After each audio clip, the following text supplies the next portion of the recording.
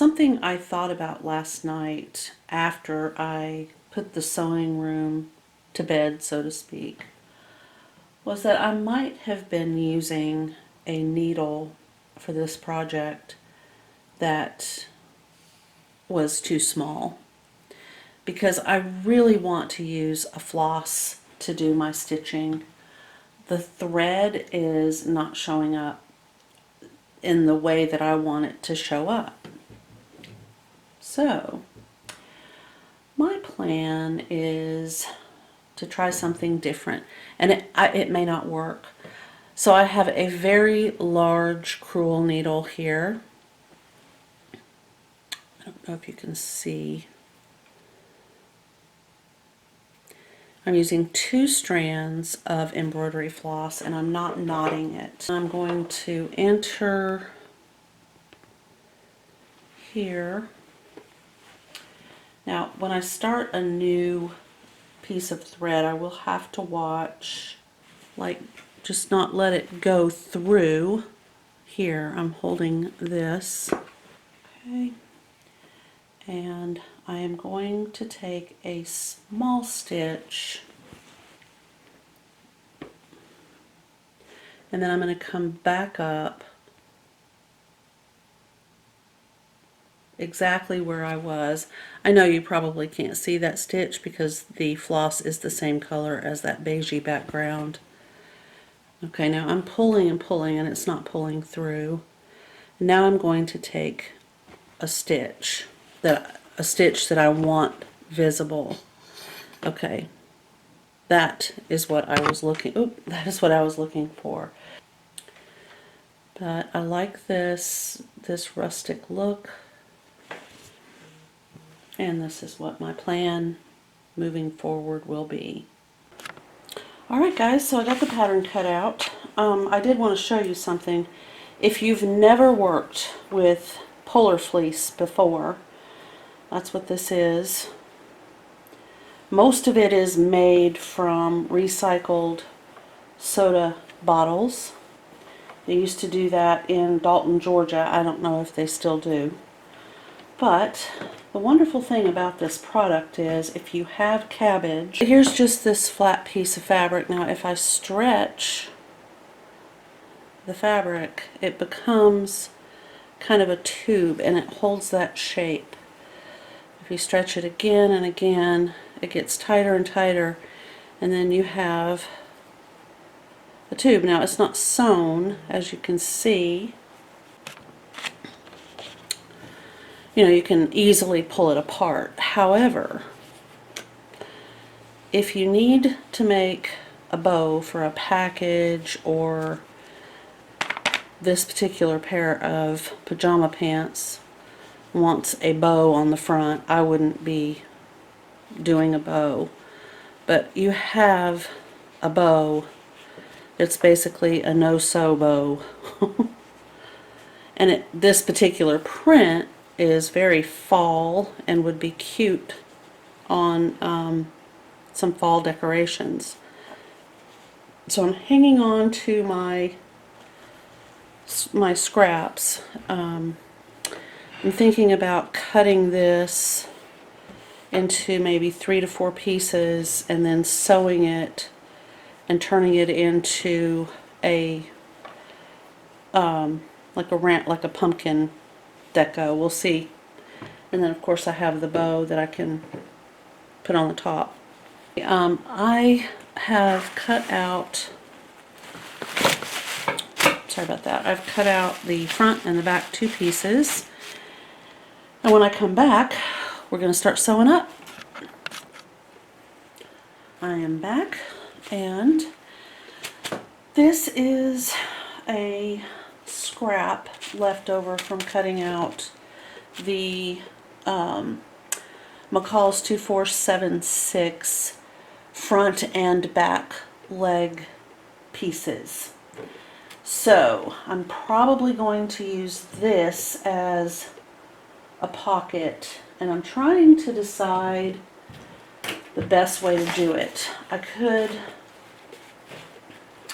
I feel like because this fabric has such an enormous amount of stretch, I need to make the pocket smaller in order to accommodate something about this size, and I'll need to kind of pull it onto a specific area of the back, and that's kind of got me trying to figure that part out. I don't want it to be, in other words, I don't want the pocket to be droopy, but at the same time I don't want it to be so tight that it's an uncomfortable situation. So I think maybe just a little bit tight. I could put like a Velcro closure, which would kind of help with some of that particular issue. But then again, none of us really likes that feeling of Velcro in the back. And really the only way I could make a Velcro pocket work would be to put it on the side like cargo pants. So I'm just kind of mulling over and kind of kicking around ideas.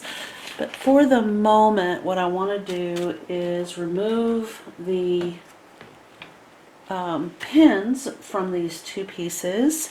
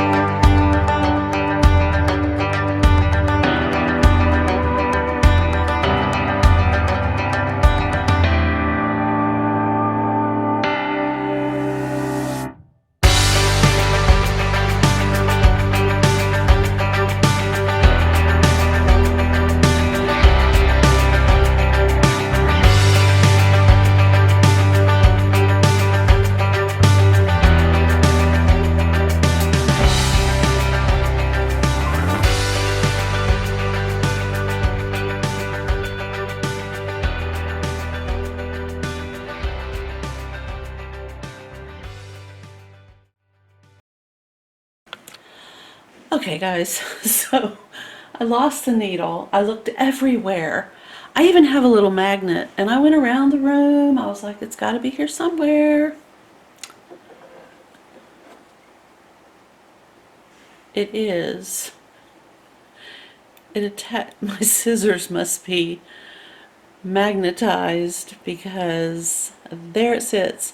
And you know how I found it? I went back and watched the last segment of this video, and I saw it roll across here, underneath here, and then it just kept on going, and then my scissors just snapped it up like that. So thank goodness for video. Okay, so now I can do the other side in the same manner. Wow, what a day.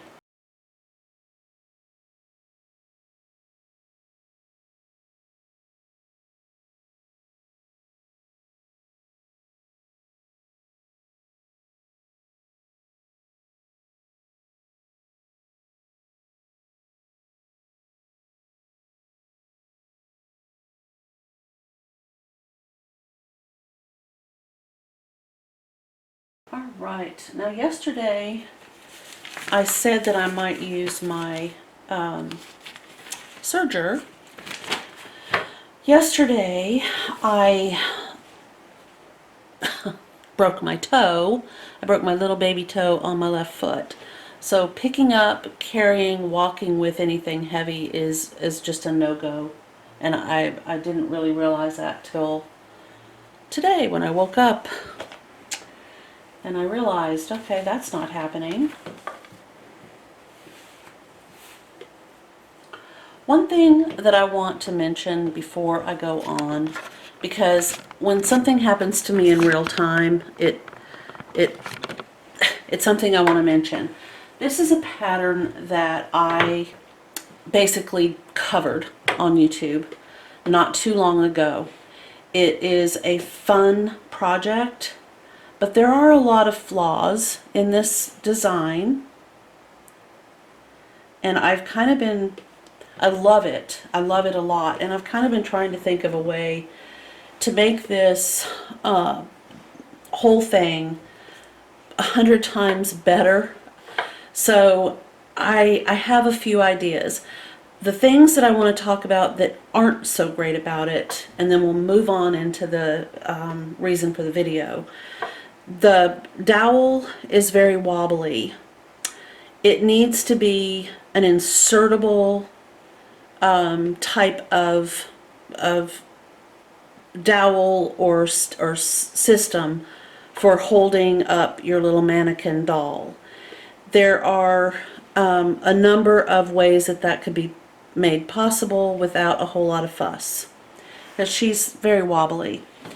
The second thing is, this needs to be on a solid base, and can you see why?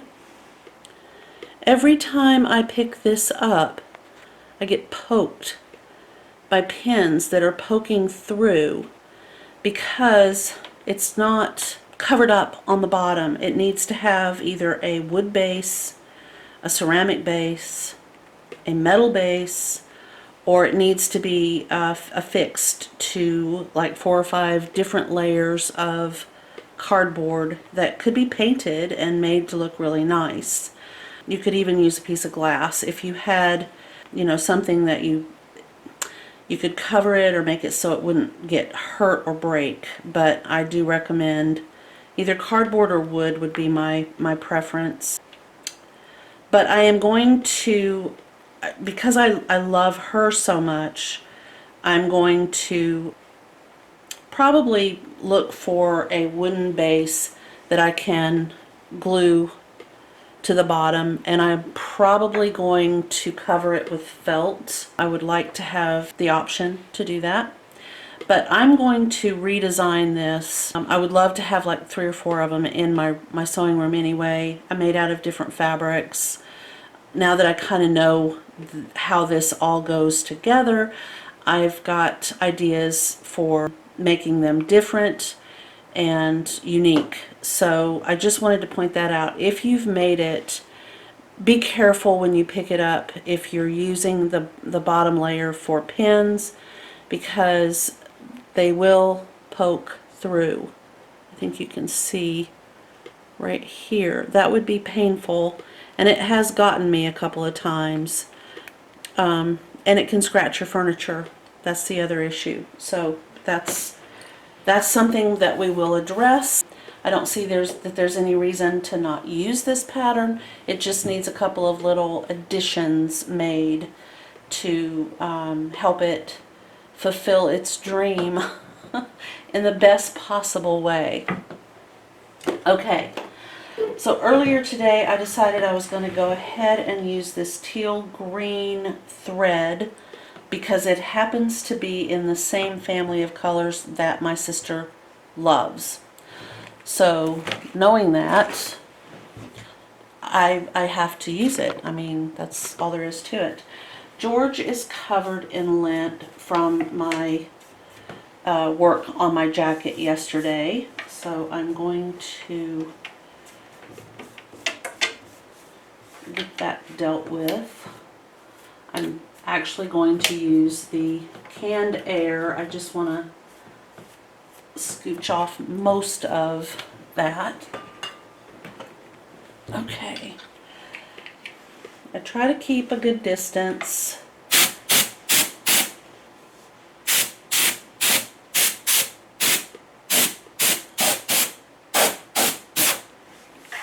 But anyway, I need to check down in this area here. Check down. Man, I miss football, but I tell you, I can't watch it. I'm not going to get into why. I just can't. But that term right there, that just reminded me of watching football. Shoot. Okay, so gotta clean this out. La la la la la. And then I'm going to use just a little bit of canned air a good distance away. I know you can't see. It's probably, oh, let me look at my, how far is that? 1, 2, 3, 4, 5, 6, 11. Oh, we're about 13 inches apart.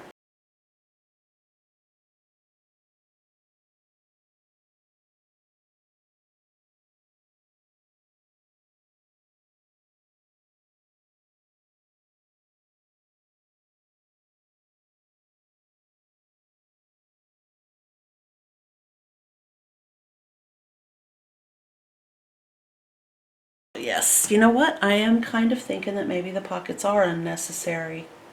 Because if you're wearing fleece pants, you are likely going to be wearing a jacket or a sweatshirt with kangaroo pockets. So, because I am quite concerned that they will droop. I mean, as you've seen in demonstrations with the scraps, I don't want to stretch these out, but they do stretch. And pretty soon, before you know it, without some type of stabilizer, and I don't want to stabilize them. I mean, I would just be kind of weird. They're going to end up being droopy and not really hold their shape very well. I'm afraid to pull too hard, but yeah, I can already feel that there's a lot of stretch in there, and I can just see over time that they would just eventually start pulling away from the pocket area, and then they would just kind of be sagging and be sad and unattractive. So we're going to do without the pockets. I've made that decision. So the way we do the pants is we're going to stitch the front and the back at the inside leg edges. So if you're taking notes, and I will show you the pattern again just in case. It's relatively new, I believe 1999. I know it is still available on Amazon, and there were like 3 different size ranges. I chose this one because when I bought this pattern I wanted the robe and I wanted it to be loose, which it is, but it fits over my heavy pajamas and whatever else I happen to be wearing. I love this. It was easy to do. There's a video out there. So anyway, this is available. So if you're looking for McCall's Easy Endless Options M2476, I found it at Amazon, and I know they have it at Joann because I went online and looked. Now, I don't know about in-store, and I certainly couldn't guarantee they would have it at your store. In October of 2020, the online Joann's shopping site had this pattern. Just leave it at that. Okay, so this is what we're doing. So we have our I don't know, I'll have to look and see. I've made myself notes. Okay, this is a front, and this is a back, and then I have another set, another front and another back. So I'm going to take one front right here. I know that it is the front and the right side because I made myself a note. I can't write on this, I can't mark it with chalk. I tried. So this is really the only way I can do it. There may be other ways, but this is the only way that I found that I could do it. I'm going to be stitching a 5/8 of an inch seam allowance. I'm going to be using my default stitch width, and I'm going to set my stitch length at about 3.5.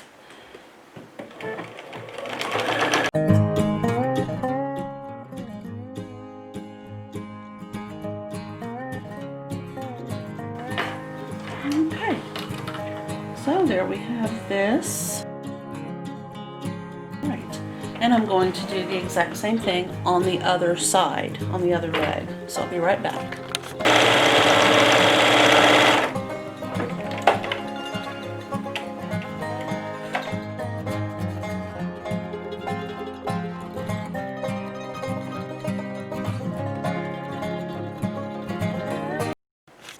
Alright, so the next step, now that both inner leg bits have been stitched, is to lay these on, oh, whoops, I've got scrap fabric all over the place, oh my goodness. It's a good thing I've got these marked, because I could easily get lost in the woods. This forest is crazy. Alright, so now I think you can kind of get an idea as to why I have the little tags and all the marks that I've made, because at this stage it would be difficult to figure out what is the front, what is the back. I mean, you could do it, you could, but it could be difficult and you might even, you know, make a mistake. But now we are going to put the two back pieces right here together, and I'm going to trim out some of this seam allowance. I just don't think I need all that in the crotch area. So that can go, as can this right here. Just make sure you don't, if you're doing this, don't cut through your stitching on the inner leg. Just kind of, you know, trim out a spot there. Okay, so we have one inner leg seam. Oh, I see the course. I'm not in frame again. Okay. So here's an inner leg seam and here's an inner leg seam, and we're going to match that up, right sides together, and I'm going to use clips. I find that easier on this fleece. So I'm going to clip on either side of that seam, making sure that the seam is lined up perfectly. Now I'm going to match up this notch with this notch.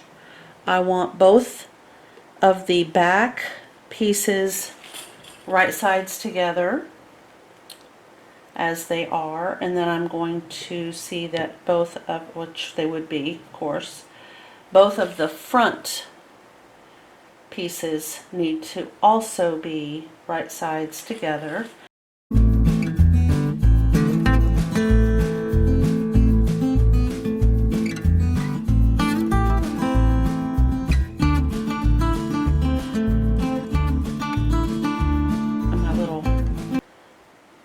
Indicator had one of the half knots come undone. Okay, I don't think that the floss would come out, so I would still know where it is. It's just easier if it's, you know, still tied up in that little half knot.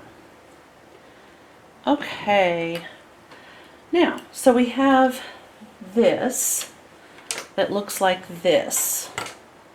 And I will show you the instructions so that you know that that is what we are doing next.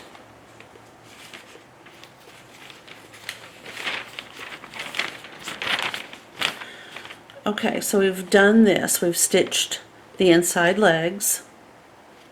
And now it says stitch the center seam matching inside leg seams. And that's what they mean by this right here. So we want the back to be together and the front to be together. And we need to also reinforce. We also need to reinforce the curve. So there will be 2 rows of stitching in this curved area of the crotch. So we're going to stitch 5/8 of an inch all the way from the top of the back around to the top of the front.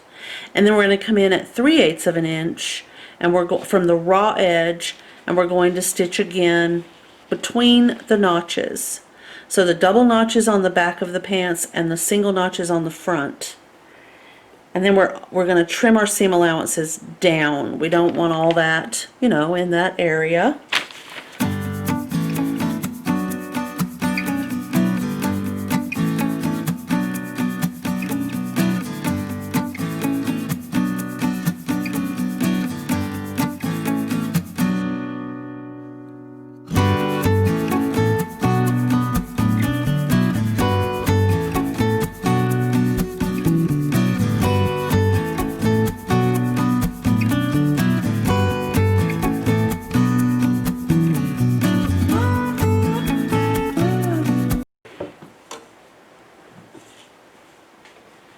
We want to give this just a bit of a trim.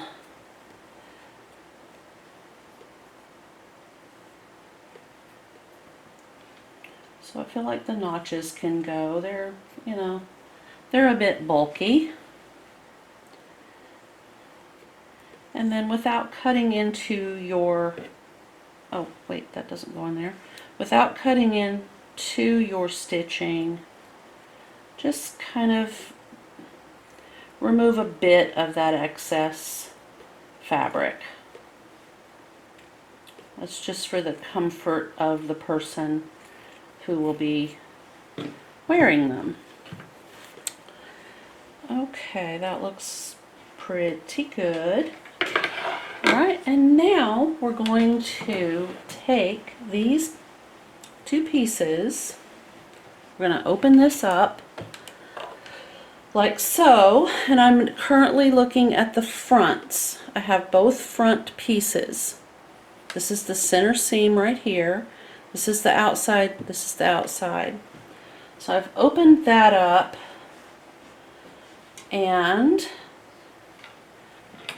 there's the back. So if I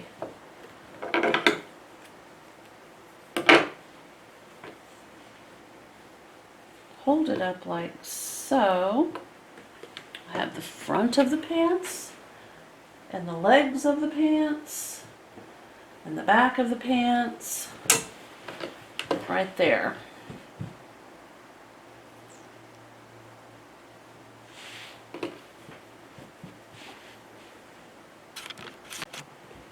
Okay.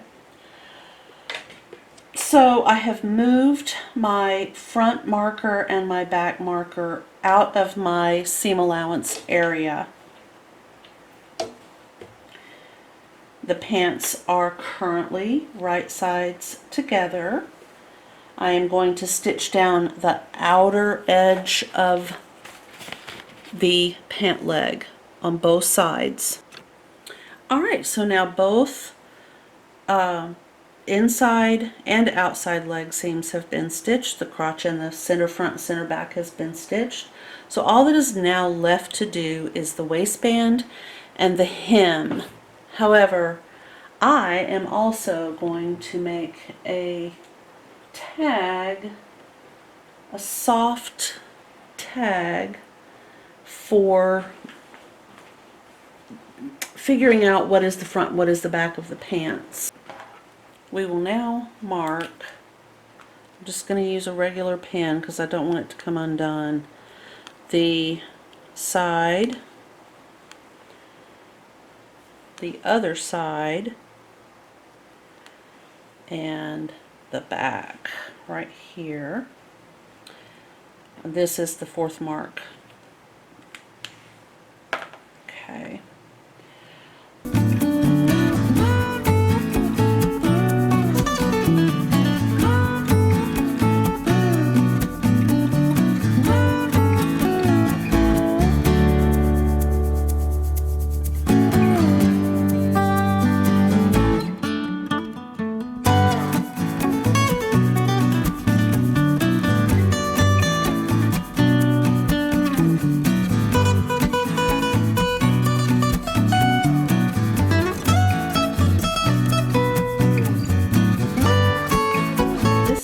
Back of the pants. This is a back mark and that's a back mark, front and front. Okay, so this will go just below that line that I'm starting to lose sight of. And I'm going to pin it on one side of the seam allowance and on the other side of the seam allowance, like so. I'm going to take the front mark and I'm going to put it on that front seam allowance. I need to make sure, I have to turn this around, I need to make sure that it is below the chalk line and centered with that mark on the seam allowance and not twisted. That's the other thing. By the time you get all this done, you want to just make sure that you're not twisted, because taking this off and fixing it, I would just probably pull all my hair out. Okay, so next we turn to a side seam over here. This is a side seam, and this is our third mark right here. So we're going to line it up with that side seam and make sure that the top of the elastic is on that line and pin it into place with one on each side of the seam allowance.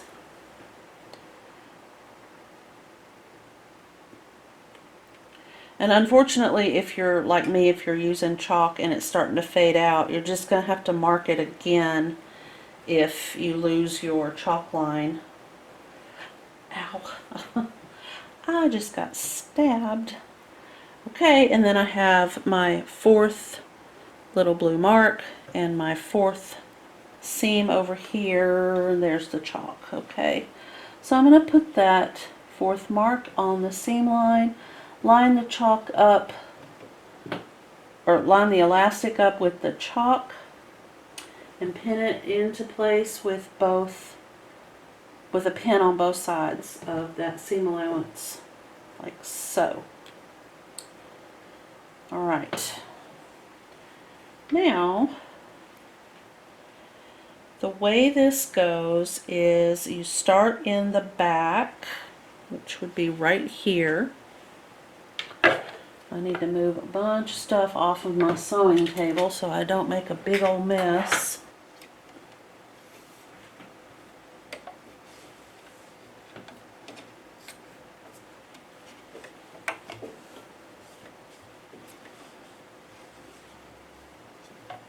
Okay. Alright, and I want to stitch, this time I'm going to stitch across the top part of the elastic because I'll be able to line it up with a very faint chalk line like that. Then I'm going to fold, the second stitching will be this, fold it over the top of the elastic, and I'm going to go along the bottom edge of the elastic. So that is my current plan. So top of the elastic and bottom of the elastic. As I sew, I need to make sure that I'm stretching the elastic to get from this seam to the next seam. I put my needle down, I'm going to lift up, and I'm going to remove these pins while holding the elastic as well as my needle holding it down. I'm holding it down with my finger, okay? So the goal here is to stretch this elastic all the way over to the next seam as it is being stitched down with a zigzag.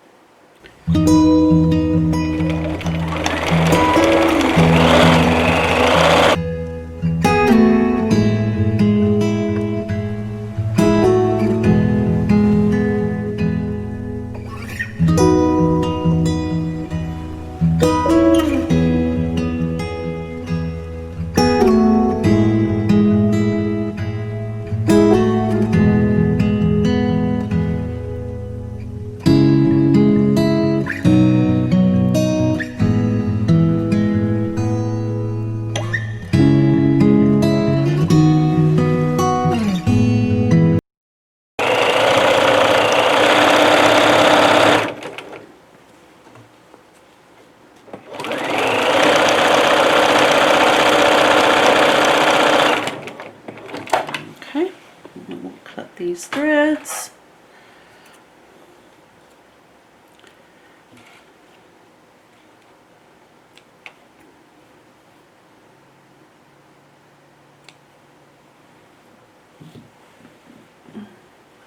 I think we're good. So the next step is to pull this piece right here down. It's my main objective here is to get this elastic covered up.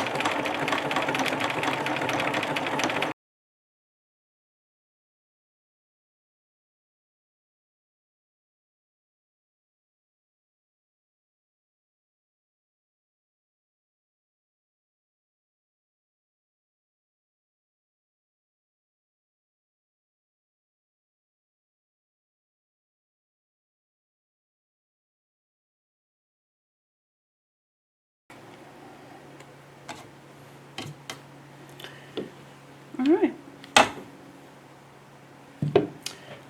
so there's the waistband completed. Oh, it looks so nice. I like that. I don't know if it's showing up on the camera, but the elastic is hidden. It's not a gappy, thick waistband. It's perfect.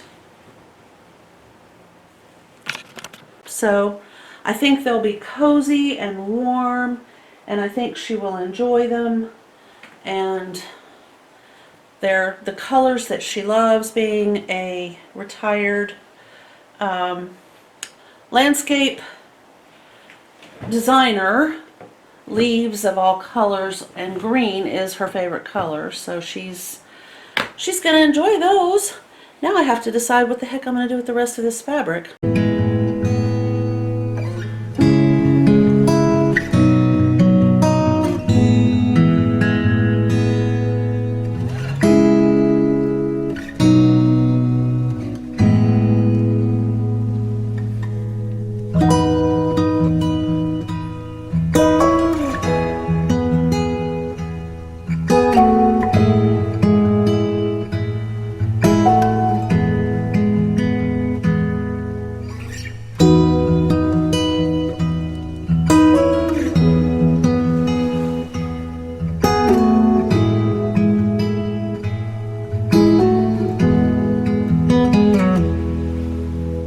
Anyway, thank you so much for joining me on the journey today. I really appreciated you being there, and I hope that you were inspired to try something new.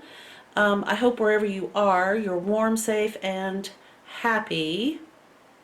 And tomorrow, I will be working on, I don't know, I have a couple things I want to work on, and then I have something I really need to work on. The I really need to work on thing is my jacket, because it's been cold and I need to wear a jacket. So I removed, where'd it go? Oh my goodness. Okay, yeah. I removed the sleeve off of this side. This is the arm side, and that's where I need to trim it to make it fit me better. It's quite large.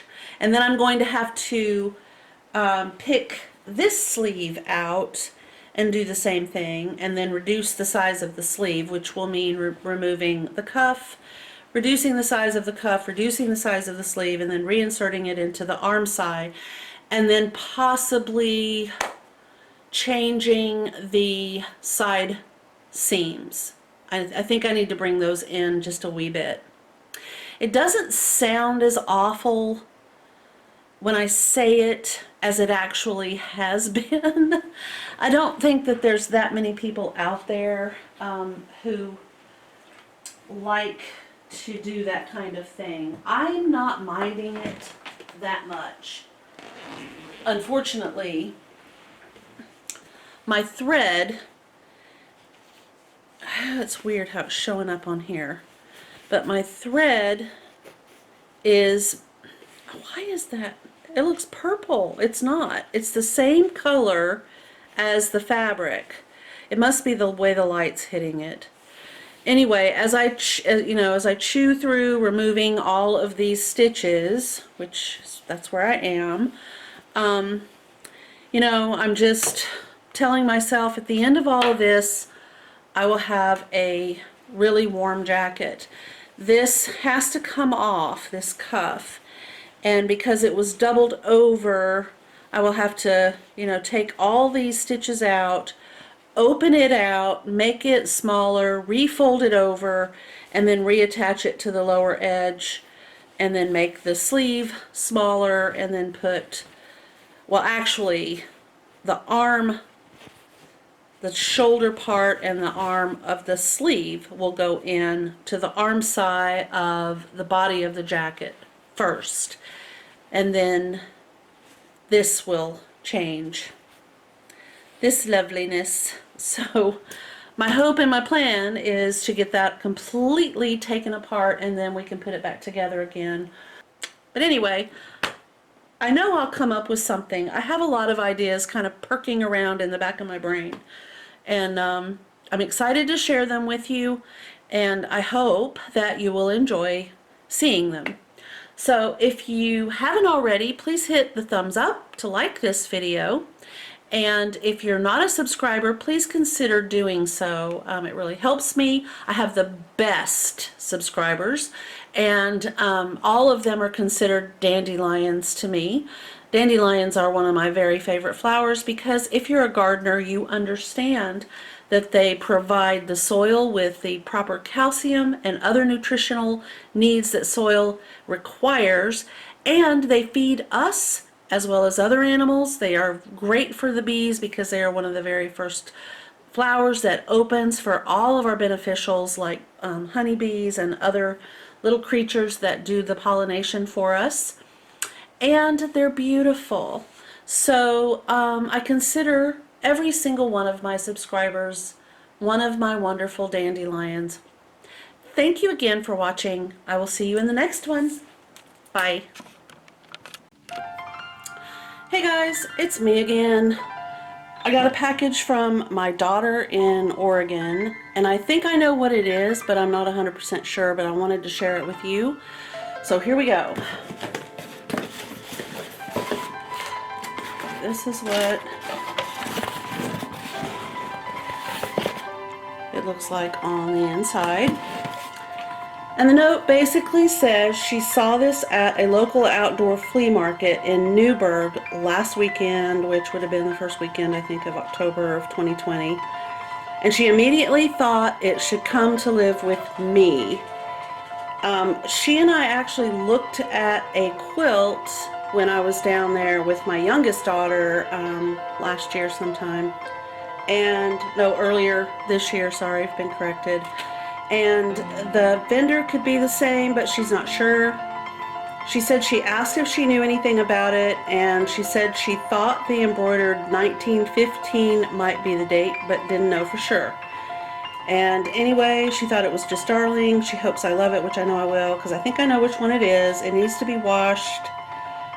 She didn't know how to do that, so she sent it to me. And of course, she loves me, so here we go. You ready? Somebody's been watching my videos. Isn't that cute? I love it. Okay. Ta-da! Oh, I can already tell it is. It is. It is the exact same one that we were looking at when I was visiting with my youngest daughter. Oh, it is so pretty. Look at that red work. Oh my goodness. So here's what I'm going to do. I'm going to get my husband to hold it up, and I will pan. Oh, it's just beautiful. Okay. Get my sleeve out of the way. Oh.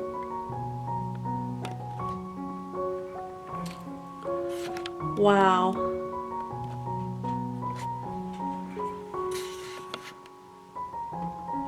Look at all that detail. Oh my goodness.